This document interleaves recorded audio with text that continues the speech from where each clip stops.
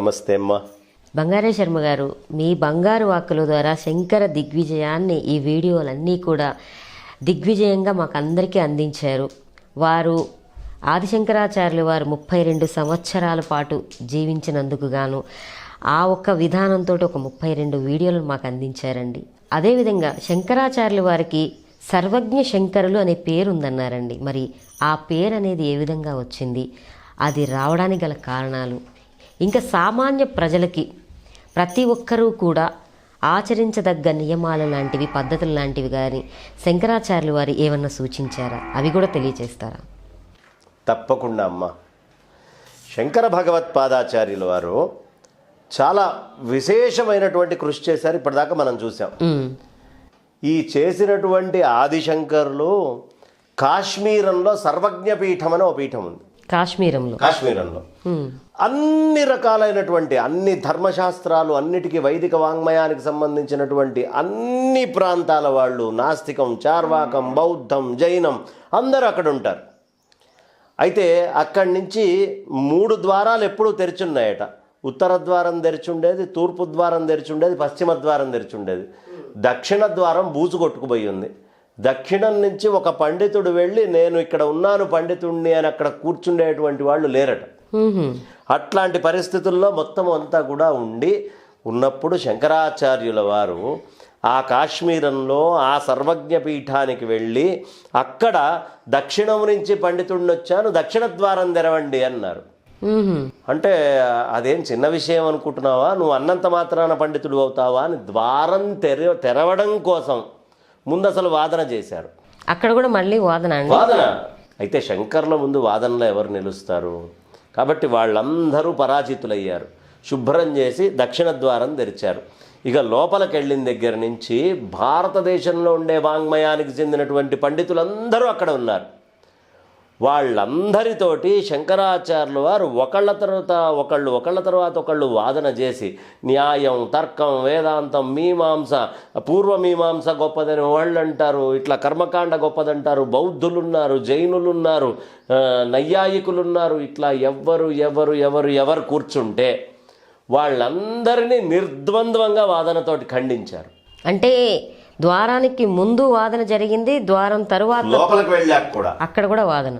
అయితే అట్లా వెళ్ళి మొత్తం అంతా తూర్పు ప్రాంతంలో, దక్షిణ ప్రాంతంలో, పశ్చిమ ప్రాంతంలో ఉండే పండితులందరూ పాదాక్రాంతులైపోయారు. ఈ మహానుభావుడితో తట్టుకోగలిగేటువంటి శక్తి మనకెక్కడ ఉంది, ఈయనని మనం తట్టుకోలేము అని చెప్పి శంకరులు అట్లా ప్రదక్షిణ పదంగా వెళ్ళి ఆ పైన సర్వజ్ఞ పీఠము అని ఉంది. ఆ పీఠాన్ని అప్పటిదాకా అధిరోహించిన వాడు ఎవడూ లేడు.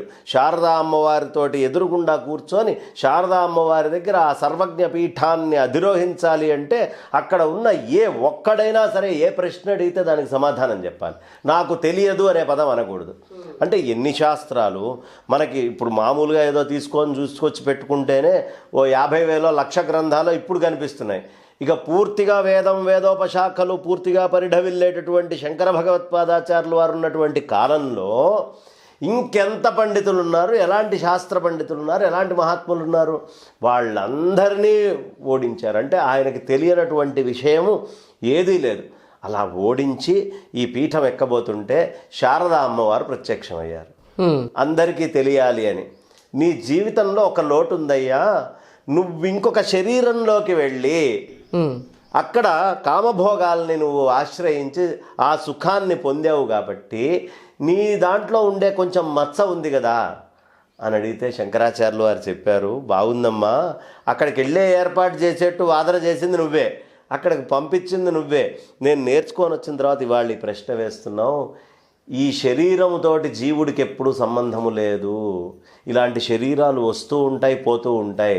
అయినప్పటికీ ఈ శరీరాన్ని నేను వినియోగించలేదు సన్యాసాశ్రమం ఇవ్వడం వల్ల. ఇక నేను చేసినటువంటిది ఏమిటి, ఈ జీవుడు ఇంకొక శరీరంలోకి వెళ్ళి అవసరమైనంత మటుకు విద్య నేర్చుకొని తిరిగి వచ్చాడే కానీ భోగలాలసతల్లోకి నేను వెళ్ళలేదు.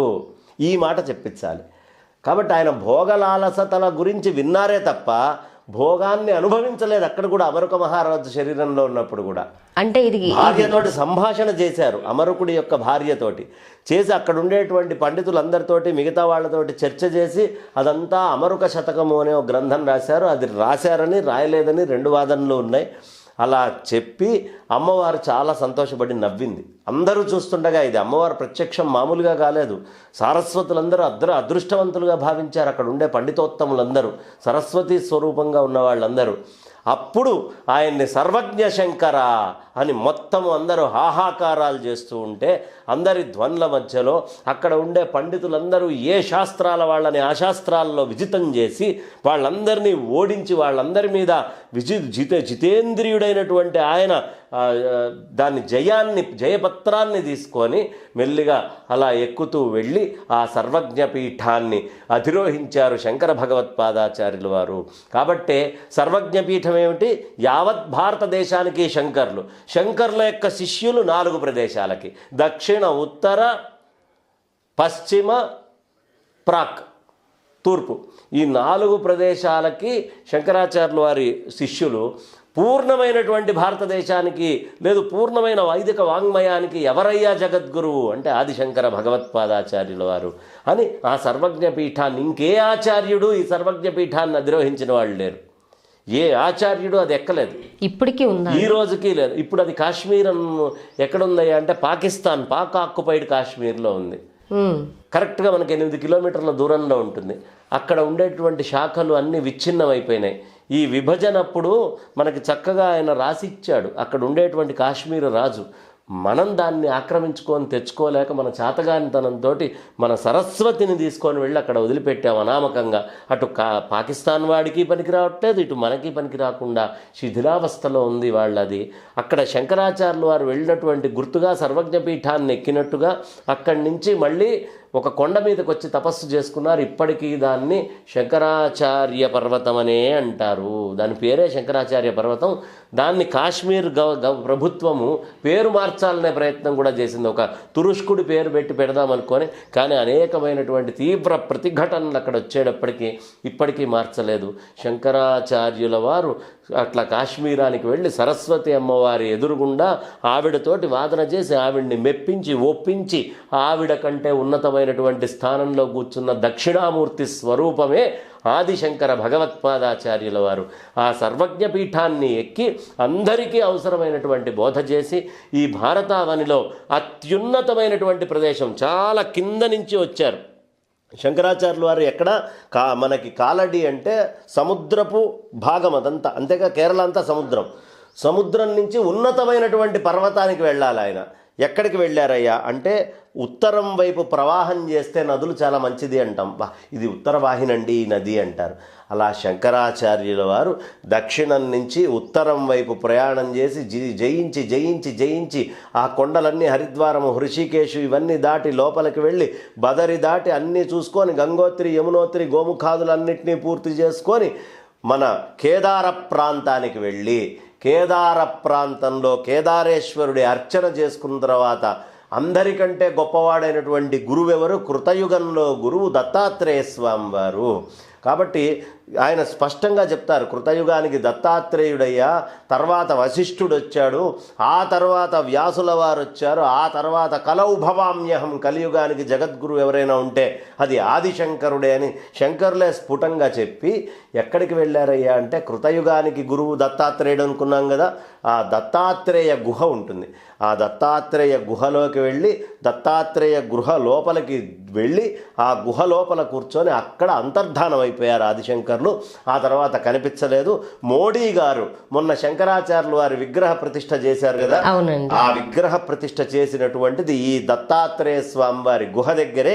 ఇక్కడే శంకరాచార్యుల వారు సశరీరంతో కనిపించకుండా మాయమైపోయారు. శరీరం కనిపించలేదు శంకర్లది, కాషాయ దండాలు మాత్రమే ఉన్నాయి, శంకరులు లేరు. ఎక్కడికి వెళ్ళారయ్యా అంటే కైలాసానికి శంకరుడు తిరిగి అక్కడి నుంచి అంతర్ధానం అయిపోయి వెళ్ళిపోయాడు. దత్తాత్రేయుడికి ఆయనకి అభేదము. కృతయుగమునందున్న దత్తాత్రేయుడు, కలియుగమునున్నటువంటి శంకరుడు అభేదం అని చెప్పేట్టుగా ఆ దత్తాత్రేయ గుహలోకి వెళ్ళి అక్కడి నుంచి స్వామి అంతర్ధానమయ్యారు. ఇది ఆదిశంకర భగవత్పాదాచార్యుల వారి చరిత్రలో మనము పెద్ద కొండలోంచి గుప్పెడు మట్టి తీసుకుంటే ఎంతో అంత చెప్పుకున్నాం. 32 శంకర్ల చరిత్ర అనేటటువంటి మహాపర్వతంలో మనం చేసుకున్నటువంటి చర్చ, బంగారయ్య శర్మ అనే ఆయన చేసినటువంటి చర్చ ఎంత అయ్యా అంటే ఆ మహాపర్వతంలో ఓ గుప్పెడు మట్టి అంత. ఈ గుప్పెడు మట్టికే ఇంత అద్భుతమైనటువంటి మాహాత్మ్యం ఉంటే ఇక శంకరతత్వం పూర్ణంగా తెలిస్తే ఎలా ఉంటుందమ్మా? ఆ శంకర తత్వము, శంకర విభూతి చాలా విశేషమైనటువంటిది. ఆసేతు సీతాచలము అన్నిసార్లు పర్యటన చేసి ప్రతి చెట్టు చెట్టు, ప్రతి పుట్ట పుట్ట, ప్రతి మిట్ట మిట్ట, ప్రతి గుట్ట గుట్ట, ప్రతి నది నది, ప్రతి కొండ కొండ, ప్రతి వనం వనము, ప్రతి అడవి అడవి, అన్ని చోట్ల ఆదిశంకరాచార్యుల వారు ఆయన పదస్పర్శ చేసి వైదిక ధర్మ పునరుత్థానం చేసినటువంటి మహామహితోన్నతుడైనటువంటి వాడు. అలాంటి మహామహితోన్నతుడికి సాష్టాంగ ప్రణామం చేస్తూ, ఇది ముఖ్యంగా పిల్లలకి చెప్పాల్సినటువంటిది, ప్రతి పిల్లవాడు తెలుసుకోవాల్సినటువంటిది, ప్రతి పెద్దవాళ్ళకి తెలియాలి. అంత్య వయసులో ఉన్నవాడు ఎలా తరించాలి, మధ్య వయసులో ఉండేవాడి జీవనం ఎలా ఉండాలి, పిల్లవాడు వాడి టైం మేనేజ్మెంట్ ఎలా చేసుకోవాలి, ఉన్న సమయంలో పరిపూర్ణంగా సాధించడం అనే పదానికి అర్థం ఏమిటి అంటే ఆదిశంకర భగవత్పాదాచార్యుల వారి చరిత్రే అని మనకి పెద్దలు చెప్తారు. కాబట్టి ఇలాంటి చరిత్ర, విస్మయం గొలిపించేటటువంటి చరిత్ర ప్రతి వాళ్ళ యొక్క నాలుక యందు, మస్తిష్కమందు ఆడుతూ ఉండాలి అని చెబుతూ, శంకరాచార్యుల వారి సచ్చరిత్రని గనక పారాయణం చేస్తే, శంకర్ల యొక్క చరిత్ర, వారు చేసినటువంటి మహాత్మ్యాలని గనక వింటే ఖచ్చితంగా అన్ని కష్టాల నుంచి దూరం అవుతారమ్మా. దీనికి అనుమానమే అక్కర్లేదు. నిస్సంకోచంగా, నిర్ద్వంద్వంగా అందరితోటి, పిల్లలతోటి మరీ ముఖ్యంగా మన వైదిక ధర్మం కోసమైనా దీన్ని చదివించాలి.